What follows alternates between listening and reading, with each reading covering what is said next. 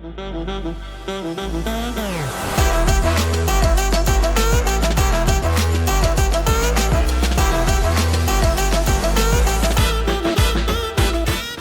everyone, and welcome to the Tom Baker Show on PowerTube TV. It's great to be back with you. This show, as always, sponsored by TrackTune, and you will hear much more about TrackTune throughout the course of the show. But I will tell you that if you are a Tracker Series owner and you want to give your fans the most modern way to hear everything over the PA, even over the sound of the cars, TrackTune allows you to do that, allows them to hear it through any device with a set of headphones. It's great. Okay, we have got, speaking of track owners, we've got Ashley Burnett with us. And Ashley is I'm going to call her the boss. Jeremy may or may not agree, her husband, but I'm going to call her the boss. Ashley is the boss of Millbridge Speedway here in North Carolina, which is located between Mooresville and Salisbury. And I always call Millbridge the little big track. And it is really nationally known now. And this is just going to be a story about a track that literally was rebuilt from nothing to where it is now. Ashley and Jeremy have done a great job. Welcome to the show, Ashley. I've been waiting a while to do this episode with you because I have great respect for what you and Jeremy have done with Millbridge. When I came here to North Carolina, it was, to say the least, well, it was a track in need of some TLC. And you and Jeremy have done a great job with it, running outlaw karts, micro sprints, go-karts. It's just the coolest place to be in the middle of a week in the area here. So I want to start by asking you to go back and tell us, first of all, a little bit about your racing history, your family and all of that, because you and Jeremy both come from families that were involved in the sport, right? Yeah, we both grew up in the St. Louis area. His family, his brother was more on the asphalt side, and obviously my brother more on the dirt side. So my brother is Nick Hoffman. We grew up in the St. Louis area. My dad, an engine builder, also a race car driver, really well-known race car driver in our area. And then we started to get Nick involved in the quarter midgets in the St. Louis area until we moved here to North Carolina. Jeremy grew up about 30 minutes down the road, more to the St. Louis side of Missouri. I was more in the Illinois side. And he grew up just about the same. His family into go-karts, then into asphalt late models. His brother is Randall Burnett, now a NASCAR crew chief. So talk a little bit about, first of all, what brought you here to North Carolina? It was a really funny story. We knew Carl Edwards back home in St. Louis, and Carl wanted to become a NASCAR driver, and my dad wanted to become a NASCAR engine builder. So they literally one weekend jumped in a van together and came to North Carolina, and Carl handed out his famous little, if you need a driver, call me, business cards. And my dad, they literally slept in a parking lot in the van here in North Carolina, just both trying to chase two totally different dreams. And it ended up when Dad came back home, Dad did get a job here, engine building, and Carl had yet to get the call. So he wanted to be here with us. So we moved here, and Carl not long after followed us here so that he was here in Charlotte area. And he lived in our little bonus room for a little bit as soon as we moved here to North Carolina. Wow. Okay. And we all know where Carl's career went for sure. Yeah. And I mean, at that point in time, did you even have a dream of being a track owner? Was that even a thing for you? Not at that time. I was still in high school. Obviously, I wanted to be a teacher. So I was kind of going through everything that you could in high school to become a teacher. And funny story was when me and my dad were driving down 150 one day. I don't even know what year it would have been. Millbridge, I had seen off the side of the road. It was very grown up, and it might have even had a for sale. You could tell it was not running at the time. Right. Not And active. I had told my dad, I said, we should buy a racetrack. And he said, no, that's way too much. We don't have enough time, and it's a lot of work. And so it's funny that I remember that story and how the circle had brought me back to Millbridge. But no, I wanted to be in racing. But obviously there's not, I mean, PR, I kind of went that way a little bit after high school, and did a little PR work, for a couple people. But it really didn't come, even when we first got Millbridge, it didn't even come about that I wanted to be a promoter, until we really got involved in it. So you drive by it in high school and make the suggestion to your dad. So how many years goes by before you now own the racetrack? Probably 5-6 years. Wow. The story with Millbridge was we, us with Kyle Beatty and SKE chassis, we kind of, we were doing a tour with the outlaw carts. At the time, it was only a couple classes, a couple cars. We'd go to a lot of local tracks, and Millbridge was one of our tracks. And It just so happened it was our favorite track to go to. And the promoter decided at the middle of the season that he didn't want to do it anymore.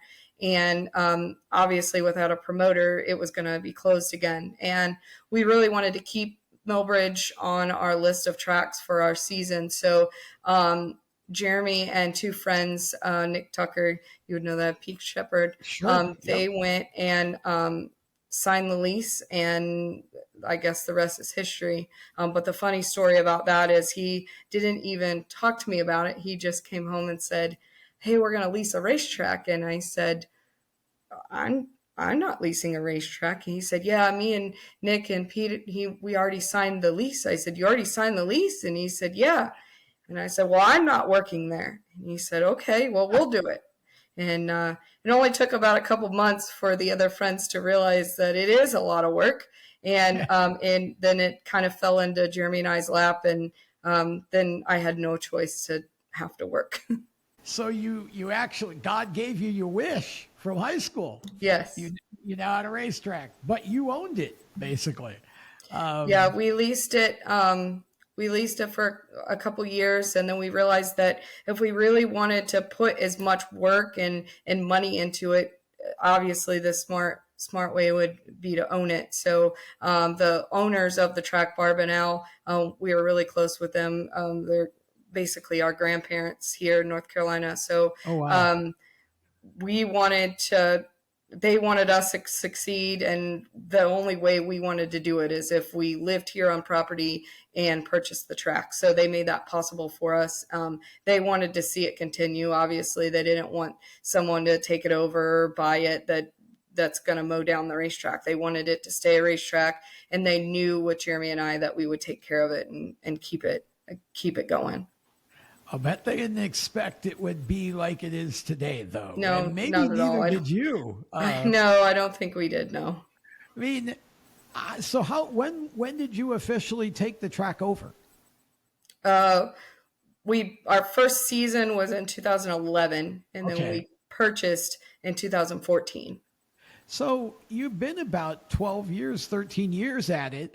Yeah. I mean, when you started, I'm assuming it sounds like this all just sort of evolved. There really wasn't a vision or a plan or whatever. It just kind of happened.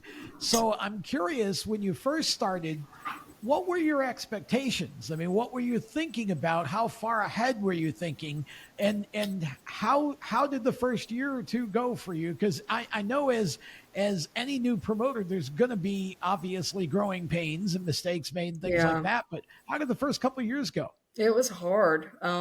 We've obviously both still had jobs, and we couldn't just rely on a racetrack. And it was kind of started out as just fun, so our friends could come and we could still have this racetrack on our schedule. And I figured on that if I'd have 100 people in the gate, I'd bring in enough to pay employees and all of our expenses. But then there was times where I'd walk through and I'd go down to the gate. How many people do I have? 60. There was a lot of tears and what are we doing? There's no way it's not gonna work. We'd have just a couple classes and I'm talking 4 or 5 cars in each class. I mean, it was horrible, but we wanted to make it work and we knew we could. And it was growing, but obviously it takes a couple years. Sure. We started to run the go-kart stuff. There was a lot of rumors that we had taken the track away from the previous promoter. And it took a couple years for the go-karter group to realize that, we're in it for good. And, we didn't do anything to them in the past. So it takes a little bit to get that respect back from everybody and to know that, we're here for the good. Now, the outlaw carts, as I recall, were a fairly new thing to this area. You're largely responsible for kind of getting them and growing them. Yeah. That would have obviously made the process harder, even because it wasn't like you're bringing in the late models where there's already, how many of them in the area. Yeah. You're doing something brand new. So, how were you able to sort of manage all that and then build the class? What kinds of things did you do, or how did that happen for you? Well, the best part of our situation was obviously West Coast is where all of the outlaw carts are at. So Jimmy Elledge was a big part of that. So to have Jimmy Elledge and Kyle Beatty both together, our two main chassis builders here locally, that kind of helped us because we could bounce ideas off of both of them. We basically built our rule book and everything from scratch, really. We wanted to be different and we wanted everything to be ours. So it took a long time to get established and, to get everything done as far as rules. And every year the classes just kept falling in our lap, really. We started out with just the so-called box stock class that we have. Yep. It started out just one class. Now it's mixed into 3. It was just strictly box stock. It didn't matter. I ran it myself. It was basically a class for people that had never drove anything. They wanted girls involved, so they begged the wives and the girlfriends to get in. And Carson Elledge had started with us, so I raced with her. And again, 6 or 7 cars on a weekly basis. And then we'd have the open class. And then we figured that there needed to be a class in between the kids and the box stocks to move into the open. So then we introduced the intermediates, the 125s class in between. And then we realized that when box stocks started getting so big, we needed a beginner class. So then the beginners came about. And then once the beginners came about, there were so many beginners that we needed a place to put the kids that are literally just learning how to mash the gas and learning the flags. So that's when cadets came about. Okay. Every year it was we just wanted that stepping stone so that they could go from one class to the other and we could keep them involved and in racing for years, all the way up to adult if they wanted to. So now we have a class cadet, which is literally you start out at age 5 and then you go into beginner box stock. And then there is a junior wing class, which is a bigger motor. And then it moves into, you can go into intermediates, you can go into opens, and then you can work your way all the way up to micros, restricted micros, wing micros, non-wing micros. I can literally have a kid from age 5 all the way up to an adult if they wanted to stay with us. That's a huge advantage too. And Millbridge Speedway, now the place to go in the middle of the week, and you often see a lot of NASCAR related faces. We're going to get to all of that and more as we continue with Ashley right after this. Attention track and series owners, elevate your fan experience with the TrackTune app. TrackTune works with your PA system. Fans and teams at the track can hear the announcers through their phones, ensuring everyone hears race calls, sponsor plugs, and more during race nights. It's simple to set up, affordable, and free for fans to download and enjoy. Visit tracktune.live for all the details and join tracks nationwide on the app today. For race fans across the United States, GetInTheStands.com is the place to find racetracks where you live and where you're traveling. Just go to GetInTheStands.com and enter your location. You'll see the tracks within 100 miles of that point, either as a list or on a map. GetInTheStands.com is 100% free to use and mobile friendly. So whether you're on a computer, a tablet, or on your phone, there's no need to download an app. To find racetracks across the United States, open your web browser and head to GetInTheStands.com. GetInTheStands.com, your racetrack directory. Welcome back to the Tom Baker Show on PowerTube TV, presented by TrackTune. Ashley Burnett is our guest, and Ashley is the promoter of Millbridge Speedway here in the Mooresville area of North Carolina. And again, as I mentioned before the break, Millbridge is the place to go in the middle of the week. And Ashley was talking about how the classes sort of evolved in the outlaw carts, which are the main attraction there, or one of the two. They've added micro sprints. And so now, once you get all the classes established, how did we start to see all the NASCAR influence? Because I know that's one of the things people always marvel at, because, you've got drivers, you got Kyle Busch racing a micro there. You've got other drivers' sons, nieces, nephews, whatever. Can you talk a little bit about how all that ended up coming into play and how much fun that is for you every week to kind of have that kind of an all-star atmosphere? Yeah, I think being midweek really helped us. I mean, when we started out pre-COVID, we were just Wednesday nights, and we were smashing everything into Wednesdays. And again, we still didn't have the car count to be able to do, 2 days a week. And then COVID hit, and we split the nights to try to keep down on attendance for each night. And when we split the nights, we realized after COVID, we could never go back. We were at about 100 on each night. There's no way to. And I think the best thing about, obviously, location, being right down the road from Mooresville, all the teams are right here. I think our location is what really helped us. We get done really early. By 10:30, you're out of there and home. And being a Tuesday, Wednesday, they could come to the track, play around with their family, go home, and still go do their day job, during the weekend. So I think that being right down the road, being done early, I've pushed into all of my employees and people that come as well, that they're there to be with their family just like you. So right. I think a lot of people, it's really cool that, there may be a fan or two that'll walk up, but to us, Kyle Larson, Kyle Busch, Clint Boyer, they're just us. So no one bothers them. They could literally sit in the grandstands and watch races and not be bothered. And we don't advertise that they're out here. So, our advertisements are, it doesn't just have come watch NASCAR, it's just generic, just come watch racing. So we don't make a huge deal out of it. It's been great for us. Obviously, when they tweet about it or put it on Facebook, all the social media is great. But we like to just keep it just a family atmosphere. You can come have fun with your family, whether you're somebody famous or not. Just come hang out with your family and have fun. It's a very big family atmosphere, and we're kind of all a big family. I call it the Millbridge family.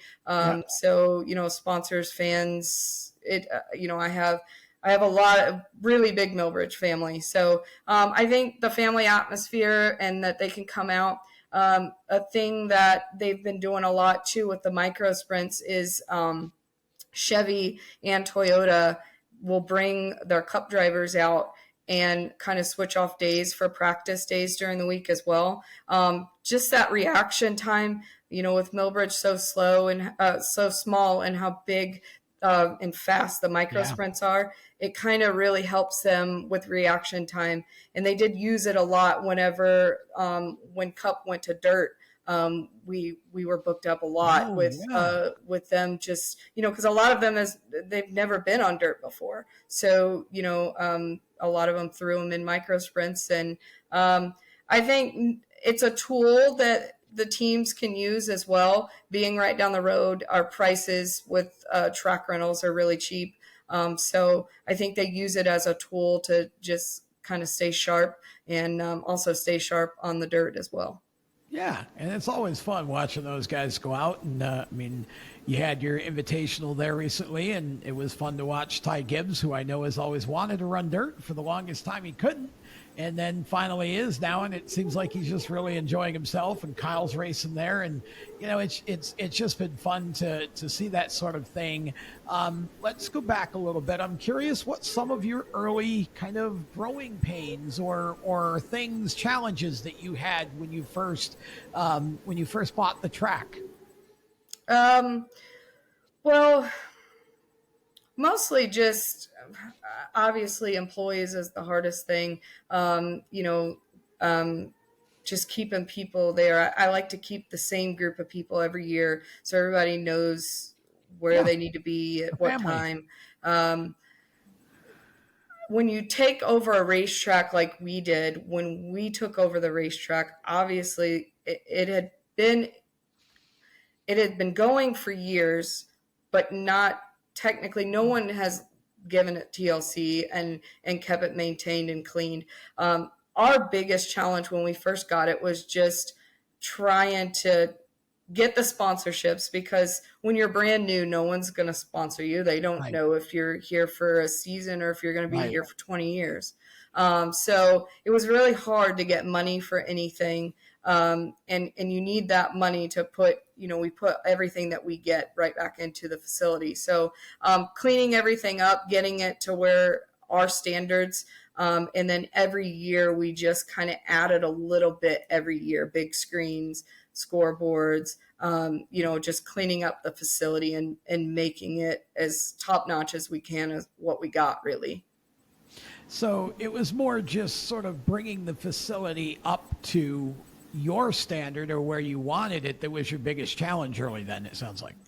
Yeah, so Jeremy and I, one thing about us is when we're not racing, we're at a racetrack. So whether we go and watch my brother race or, we grew up in the Midwest where the dirt tracks they're just top notch. Yeah. So we want to be that. So we'll go to a racetrack, whether it be, we go to Volusia, we go to the Chili Bowl, we go to Eldora for all the big dream in the world. So to sit back in the grandstands and just see what works and what doesn't work, or what we can implement with our small track. We like to go to different places and see what other people are doing. And we're literally at a racetrack probably 7 days a week. So we really want to see what everybody's doing, put what we can into our facility, try to make it as best as we can compared to what all the big tracks are doing. And when I think about your sort of addition of the micros, I remember back several years, I was doing some announcing for you on Saturdays when you first started having the micros there, and you had a small group of them. And we talked about what a cool idea this would be and how it would be a cool addition. And it was great to see that evolve and become what it is now. But what was your thinking in terms of timing and, okay, because it wasn't an immediate thing, you sort of built it slowly. Take us kind of through that process of, okay, we're at a point with the outlaw carts where we can add the micros, or we can add the DNQs, the go-kart group, which, as you said, kind of came back to you. Talk about the evolution of that, because that all didn't happen at once. I feel like your growth has been, not really huge. It's been just a steady growth in terms of all that. What was your thinking behind that? Because I think promoters can learn from that. So obviously when we started, we're not a go-kart track. So the biggest thing about us is everybody says, well, why don't you run a go-kart night? Well, I'm not a promoter that runs 20 classes. I'm a promoter that runs 4 classes that have 4 B mains, and you're done by 11 o'clock. I'm not one that does practice for 2 hours, then you qualify for an hour. Then I don't do that. So we've always said that we wait until a class is, there's so many people that come to us. Why don't you have this class? Well, why don't you have this class? Okay, well, if it's not a class that has a B main already, there's no reason we're not splitting it up. There's no reason to cut it in half. If, we're not here to have 10 classes. Right. So we beefed up the box stocks and then found the need for a beginner. We beefed up the beginners to find the need for the cadets. And then the outlaw carts, the opens were doing really well, and they kind of started to fall off a little. And we seen that they were falling off, and we needed something to replace them quickly. So that's why we kind of pushed the micro thing, because we could see that the opens were falling off. We said, let's take a break from the opens. Let's push this micro sprint thing. And once we pushed the micro sprint thing, and now it's succeeding, now this year we started to bring the opens back, and it's catching on a little bit quicker than what we, obviously we don't have our 20 and 30 cars like we had when we first had opens, but the races that we did have, we were pretty happy with. So you you can't just go in it and be in it and say, I'm going to have 20 classes just so that I can have 100 people in the gate. We're the opposite. I would rather have less classes and have more of a better race, less people, than the opposite. I do not, nobody likes to go to a racetrack and be there all day long. Yeah. Not one. We've gotten a lot of kids that have switched over from go-karts from being at the racetrack too long or having to prep tires. And we're 100% no prep racetrack. Our go-kart series is no prep. The box stocks, all the kids' stuff's no prep. And we take tire. We're very strict on that. We take tires. I think the last race, the box stocks and that, we took 4 tire samples. Wow. And to those, that's $100 every time you cut it. It's $100 out of the promoter. Obviously out of our pocket, nobody pays for that. So, but we're so strict on it that we make sure that there's no prep at all. So the micro sprints with our big race that we had the other week, the winner, we cut their tires. So just everybody switching over, they've realized that on a Tuesday night, we have 4 classes. Every class has a B main. The cadets, the cadets are the ones that are brand new, that they don't even know which way they're going. So we like to cut them down into smaller. So sometimes the cadets will have a C, a B, and an A, and then everyone else will have a B main. We can start at 6:15, qualify 100 cars, heat race 100 cars, Bs and As for 4 classes, and by 10 o'clock we're out of there. So it's like my brain hurts at the end of the night. Things happen very quickly. Yeah. But everyone they know that if your race is going out on the racetrack and you're not in staging, you just might as well just not even come, because you're going to miss it. I don't sit and call people's name to get to staging. If your race is on the racetrack, you better be on the racetrack. So I think people they're just tired of staying there all day long. They're tired of the multiple the multiple classes. We even tried it when we did our we had a flat cart Friday. All the go-karts wanted to run. So I did a flat cart Friday. And we went about four months probably. We said, here's your classes. If you don't average 6 cars in these classes by a certain date, your class gets deleted off the schedule. And that's what we did. If you did not average 6 cars for so many months, the rest of the season, your class didn't run. So we like to beef up a class before we add a class. And so we kind of seen that we were losing kind of connection with the opens. So we brought the micros, we focus on one class at a time. We don't come out and say we're going to add 3 classes this year. We like to beef one up. The next year we'll revisit and where are we missing, where are we losing people, and see what we can put in place of that. And we'll be back with more of Ashley Burnett from Millbridge Speedway right after this. Attention track and series owners, elevate your fan experience with the TrackTune app. TrackTune works with your PA system. Fans and teams at the track can hear the announcers through their phones, ensuring everyone hears race calls, sponsor plugs, and more during race nights. It's simple to set up, affordable, and free for fans to download and enjoy. Visit tracktune.live for all the details and join tracks nationwide on the app today. For race fans across the United States, GetInTheStands.com is the place to find racetracks where you live and where you're traveling. Just go to GetInTheStands.com and enter your location. You'll see the tracks within 100 miles of that point, either as a list or on a map. GetInTheStands.com is 100% free to use and mobile friendly. So whether you're on a computer, a tablet, or on your phone, there's no need to download an app. To find racetracks across the United States, open your web browser and head to GetInTheStands.com. GetInTheStands.com, your racetrack directory.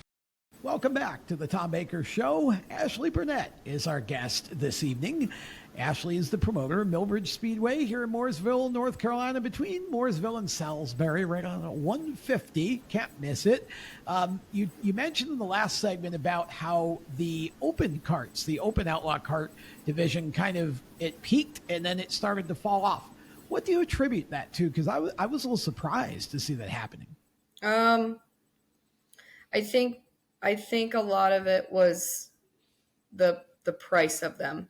The motors started to get out of hand, and it just kind of got out of hand really quickly. And by the time we could catch it and bring it back, it was just pretty much done. So that was a big part of it. And we are finding out a lot of people were leaving it to go to other things. Okay. So we just figured that, obviously you can only run a cart for so long and then you want to move on to something bigger, which is understandable. So that's why we figured the micros were going to be a pretty good addition there. Sure. Yeah, because that kind of became that next step, right? Yeah. So you were able to provide that. Now you brought the opens back. What are you seeing in terms of interest in the opens, and where now, because I know that you might say the market is about the same between the opens and the micros. Where are the opens fitting in, do you think, now, and what will make them successful again? Yeah, I think if we just stick with it, if we show our commitment to them that, next season, like this season, they only had a select number of days. I think if we kind of add a little bit next year, just to kind of show them, Jeremy's in the works of maybe trying to do another big open race like we used to do. I think that'll be, this year's going to kind of make it or break it. If we show the commitment to it, we feel that, a lot of people want to race at Millbridge, but they don't maybe have the money for a micro, or maybe the experience to be out in a micro.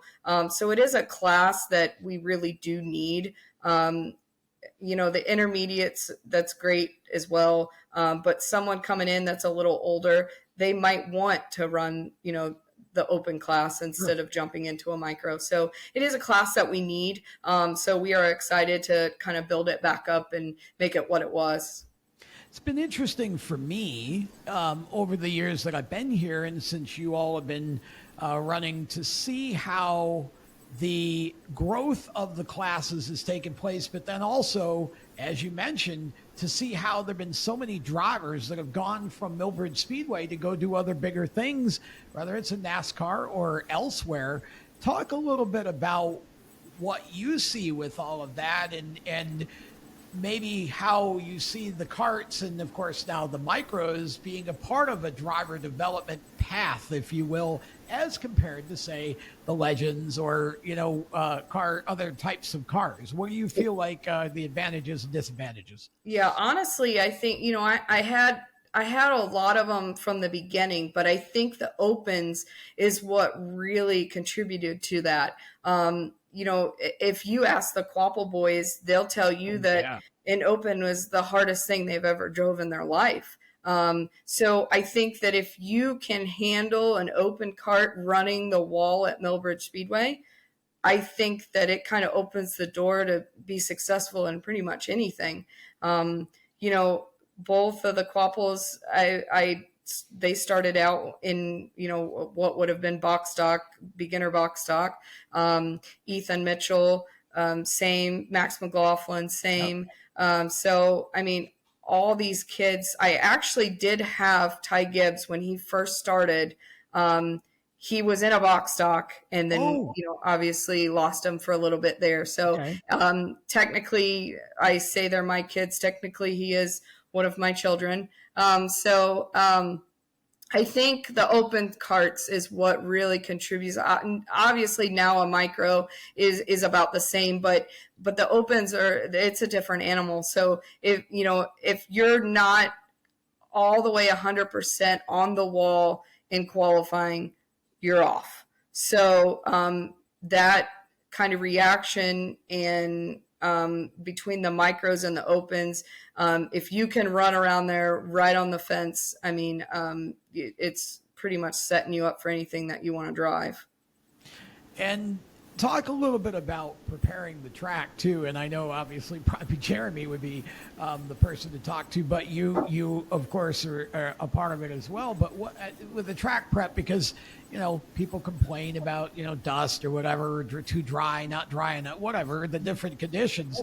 What is your sort of feeling about the way that you like to see the track prep there, and what is your goals with that in order to kind of keep the fan experience nice, but also, of course, make it good for the racers too, because those are often conflicting, I feel like. It's the hardest. Yeah. So going back to your question earlier about what was the biggest challenge, the biggest challenge was really track prep, because we're not farmers. Right. We didn't have equipment. We didn't know how to run equipment. I mean, we're from St. Louis.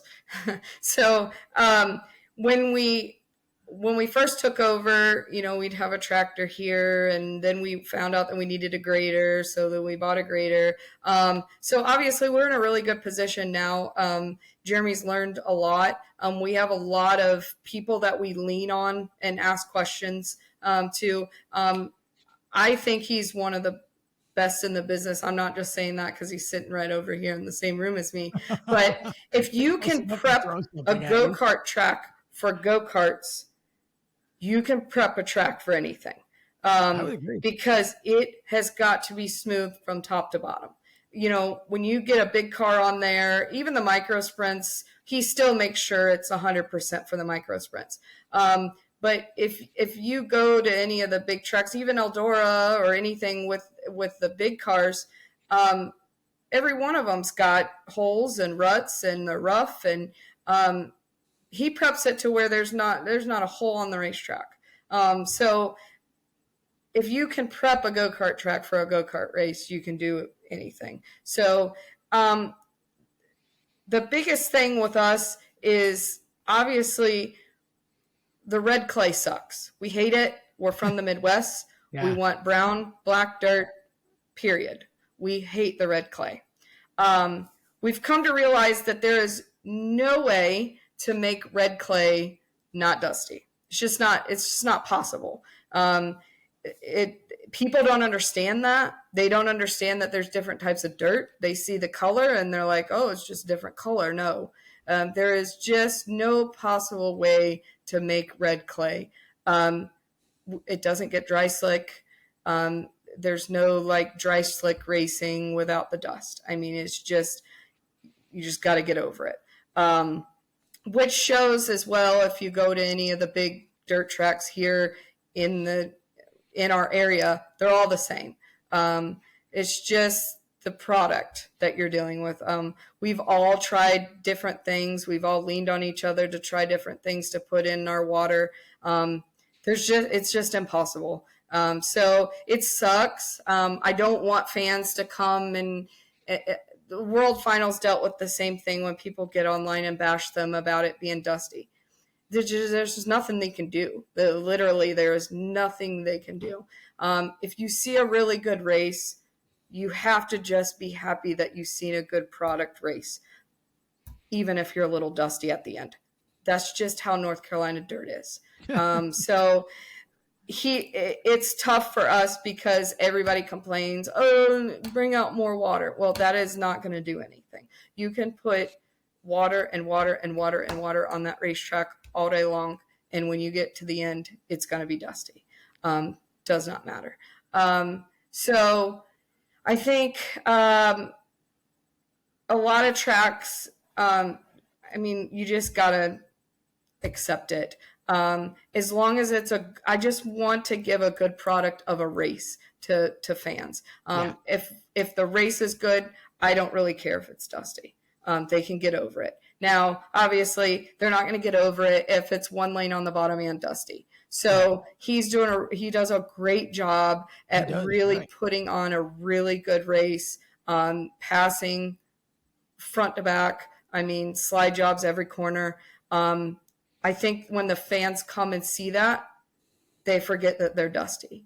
So I think it's really, what he's done and learned. I mean, he's learned everything himself. So, I mean, obviously, like I said, we have a lot of people back in the Midwest that we can bounce ideas off of, but the dirt is just so different that you have to learn your dirt. People don't understand that humidity, any kind of rain, any kind of sun, any kind of wind, you have to take all of that into consideration. Yep. And it just kills me to see people get online and bash racetracks for track prep. There's so many different variables that come into it that they don't know about. So unless you are somebody that preps a racetrack, you can't really say much about it. People just really, it just, the social media stuff is just killer with track prep. Yeah. And we hear it every night, like, did you not put enough water on it? Or, man, it is dusty tonight. Well, it is what it is. He works on it day in and day out. Our track has probably worked more than any racetrack in the nation. We do track rentals every day of the week, sometimes twice a day. So literally there is a race car on our racetrack 7 days a week, and I book up about a month or two in advance. If you ask me, it would be after Thanksgiving before you can get on the racetrack. So moisture is there. Our track gets moisture every day because we are on it every day, watering it, getting it ready for a track rental. So it's just a lot of people need to take in consideration of what that track has dealt with for that day. I mean, just a little bit of wind makes a big difference on a racetrack. Yeah, it sure does. And like you said, temperature variance, all of that matters. Humidity would all play a part in that. You run a really tight ship when it comes to the actual race operation while the race is going on, the race directing, the race control. In about 2 minutes, give us your philosophy on that. Well, our biggest thing is obviously running on Tuesday and Wednesday. We're a little bit different. We have to get done early. especially Tuesday, you got that mom that's going, we got school in the morning. So we always say 10 o'clock, and literally no matter what we do, it's always 10 o'clock on the dot. So we've literally got it down to a science to where, and it also comes down to my employees, like my infield workers and my grid guys. They literally people know me before I even ask the question. So like when we checkered one race, the pace mule comes on the front straightaway while it's exiting. The pace mule's on the front straightaway, and the grid guys are rolling that. Like everybody has they know exactly what needs to be happening at every time. So we stop for the national anthem, and that's literally it. It kills me. People say, well, why don't you run juice boxes, or why don't you run this? Well, when? Well, intermission. I haven't had an intermission in 10 years. So I don't know. We don't have that. So it's literally non-stop action on the racetrack. Yes, we stop, let people do victory lane, take pictures. Even then I'm saying, all right, tell them to wrap it up, and national anthem, and that's it. So racing on Tuesday and Wednesday, we found that we have to speed things up. The race receiver has sped things up 100%. I mean, just, we make it to where it's mandatory. So if I find you out when you're off the racetrack, and immediate DQ, that's how important they are. So having a race receiver, I'm on the race receiver. Jeremy does the scoring so that all calls are made from me and Jeremy. That's it. There's not somebody that we're hired up there that makes calls. We call every single thing. Anything that, a lot of racetracks lean on the flagman a lot, and we want to be called for everything. So if there is a mistake or whatever, they come to us. There's no one, we don't blame anybody. We don't put calls on people. It's on me and him, and that's it. That's the way to do it. Back with more of Ashley Burnett right after this. Attention track and series owners, elevate your fan experience with the TrackTune app. TrackTune works with your PA system. Fans and teams at the track can hear the announcers through their phones, ensuring everyone hears race calls, sponsor plugs, and more during race nights. It's simple to set up, affordable, and free for fans to download and enjoy. Visit tracktune.live for all the details and join tracks nationwide on the app today. Welcome back to the show. Ashley Burnett is our guest. We've really enjoyed talking with Ashley. She is a tremendous promoter. Her and her husband, Jeremy, do a great job at Millbridge Speedway. It truly is a what I would call a mini palace. I mean, it is literally a beautiful facility now. And the thing that I really have enjoyed watching is the way that you guys pay attention to detail. So you eventually got the big sign with a race car on it, as you're coming in the gate up the road. You've got, and in the concession, again, the building, the way that you've built that out and made it so nice. And even some of the food, you've got some, the infamous walking taco, for example, one of the big delicacies at Millbridge. It's kind of like a midweek family reunion and a midweek throwdown all at the same time. Talk a little bit about the attention to detail that you guys have given the place, just as you say, to keep adding things to it. You've got LED lights around now. Talk a little bit about how all that's come about for you. Yeah, every year we kind of give ourselves one project. Whether it be a small project or most of my projects are big projects, but we sell billboards, and I'm very proud to say that Jeremy and I are the only ones. I don't have a marketing company. We sell every single billboard, and we sell out every year. So we take all that money and we say, okay, we have this much money. What can we do? And literally almost probably 90 to 100% of that money goes right back into any project that we have going on. Obviously, we've renovated all of the tower and the concession stand. so this year we hope to renovate bathrooms. That's been one of my big ones on the list was let's make the bathrooms a little bit nicer. The grandstands, we need a little bit of work on the front straightaway. Obviously, this stuff has been there. It's concrete that's been there for multiple years. Yeah. I mean, 30, 40 years. Decades, yeah. So obviously things break and we fix, but we're really good at, this is both of our full-time jobs. We live on property and we both work at the track.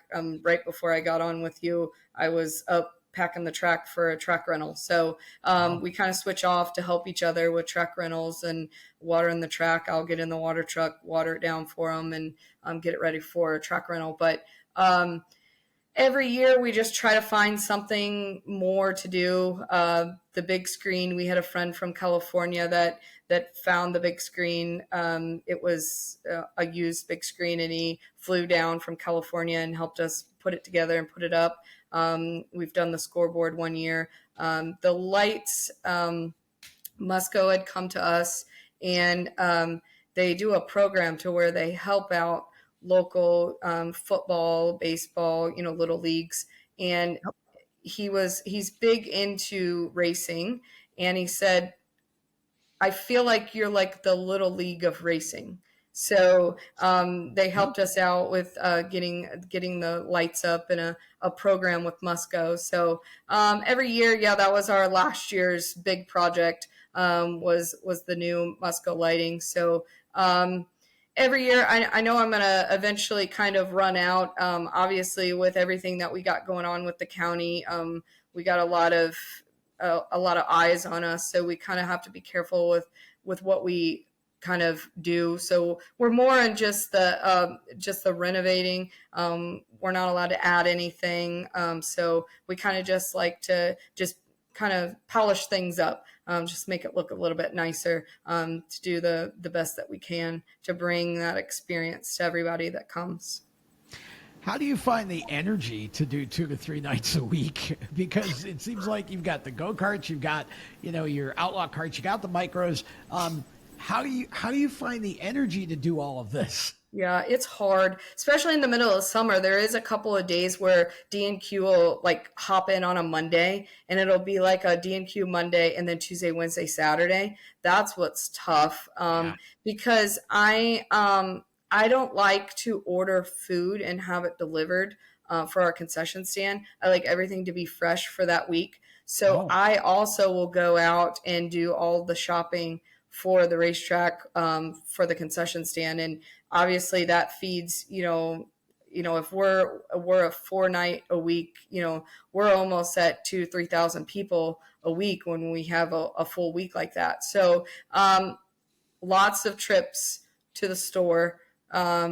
He'll get up in the morning and do a little. I think the best thing is that we live right here on property. So He can go up, do a little bit on the track, and we go to lunch together and then go back up there. I'll go on and do my stuff. So it's basically just a schedule nonstop. I mean, our life is a schedule. So we know what needs to be done on race days. Everybody knows where they need to be on race days. So we have a great group of people that come and help us when we need help. But also on race days, everybody knows their jobs, and you don't even have to say anything. They just come, grab what they need to grab, and go. So they know what is expected out of each one of them. So it's just scheduling and it's nonstop, really. Not a lot of sleep. It's a passion and a love is what it is. Yes. It has to be in order to give that kind of hours and give so much of yourself to it. You've got a young son. I've been waiting for Mason to become the next big star at Millbridge, but it seems like maybe he's got other things he likes to do. Talk a little bit about that. And I heard his name mentioned as kind of somebody who I think Mason's picks or whatever for the most recent invitational. How is that working out for you? And how happy are you that maybe he isn't wanting to be the next racing star? Yeah, Mason just, I think that he loves racing. I mean, he goes with us everywhere, and he's getting more involved when we go to Nick's races. He'll take the tires off, and Oh, he's wanting to learn more about the race car. But I think here at Millbridge, it's just not special for him to go to the racetrack. I mean, he lives here, he's there every day. He just wants to play with his friends. So it was really cool with him growing up that, he would bring bicycles and scooters up to the track, and the kids know that when they hop out of the truck, they can hop on a bicycle or a scooter and take off. And it's Mason's that he just leaves up there for everybody to play with. So he's grown around it. He has no desire. I mean, there's people that has seen him. We go to Victory. He loves going to Victory Lane karting and rips laps on there and beats kids that are in our box stock class.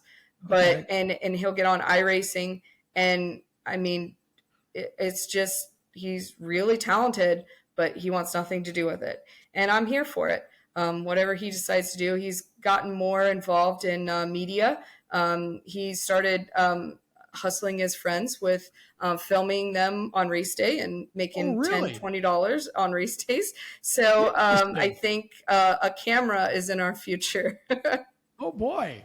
There you go. Well, you got your own video director that you're raising there. That's pretty cool, and a way for him to make money from the sport as opposed to spending it. Yeah. Even though video is kind of expensive, it's not even close to the cost of a race car. So I'm for it. Okay, what is when you think about the future at Millbridge? I mean, obviously, I don't want you to give away any secrets of anything you might have coming you don't want to talk about yet. But I mean, just what are the things that you'd like to do? Maybe some things you've thought about that you'd like to try, or just different things with regard to what can we expect down the road. Yeah, we're really excited that we announced next year the Extreme Outlaw midget series is it's gonna be we're gonna kind of be combined with the World Finals. So that's something that's really big coming next year. I think that's gonna be a really, really big race for us. To actually we've always been on the week of World Finals, but I've always felt like I was kind of piggybacking off of it, and to now be a part of it is a really big deal for us. They actually brought us up on stage at the World Finals and let us talk about the race. So that was really neat to be kind of a part of that. We've obviously Charlotte and the World Finals we go every year and Sure. Every single day. So it's really neat to be a part of that. I think this year is more going to be kind of just continuing on what we did last year. Everything's growing still, and also maybe push the open carts to try to beef them up this year. Maybe have a couple big races for them as well. We kind of just take one year at a time. Eventually we're probably going to get old to where we're going to want to slow down, but I mean, we want to slow down right now, but we just keep on doing what we're doing. I mean, if we're successful, there's no reason to change anything. So just keep on loving on all the little kids. That's my job. And Jeremy deals with the micro sprint guys, and all's right in the world. And it's got to be a balance, because again, you get parents involved, and it does become like Little League sometimes. In that sense, they get over exuberant, and then they want to complain or whatever, make a scene. But I feel like for the most part, you guys have always handled that so professionally and so well. Give us a minute or two about how you deal with all that sort of adversity.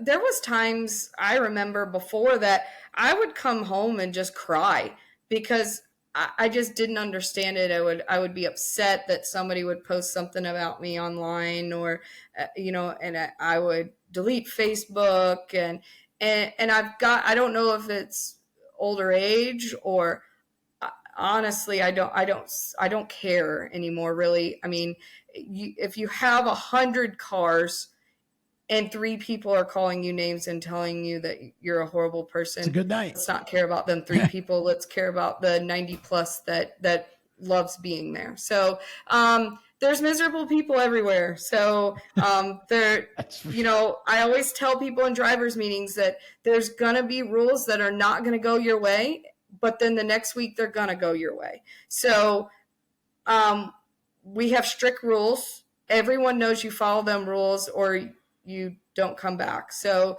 I really don't have many fights because they know that if they fight, they sit out. I've done that just a couple times this year, which is great to have so many teams and race as much as we do. And I've probably only had maybe 4 or 5 problems all year long. So getting to where they respect us. I know a lot of people, they don't like me, and I'm fine with that. I always tell them as long as their kids like me, I don't really care. If the kids are having fun and they're learning the sport of racing, then I'm happy.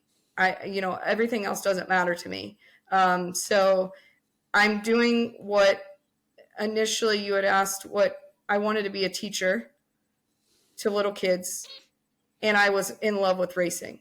So my life is just amazing because I do all that. I teach my little kids racing.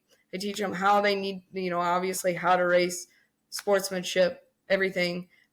So it is hard to hear some things. This past week, I had some things on Twitter about me personally, and they're nobody to me.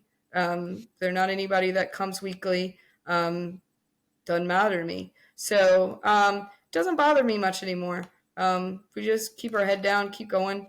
As there is a lot of people that believe in everything that we do, and our Millbridge family is very big and very strong, and they stand behind us no matter what. So that's all that matters to me. Ashley Burnett, it has been a true pleasure to have you on the show tonight, and look forward to doing more shows with you coming up. Everyone go to millbridgespeedway.com. Follow Millbridge Speedway on Facebook and Twitter and Instagram, everywhere that it is, and show up and watch a race. And oh, by the way, if you can't, it's on Dirt Vision every week. So go check it out. Again, thanks to Ashley for being on. For more great content, if you like this show, we got more content at steeringwheelnation.com. Also on our streaming page right here on the PowerTube TV platform. Until next time, for everyone at TrackTune and for Ashley and everyone at Millbridge Speedway, thanks for checking us out. I'm Tom Baker. So long.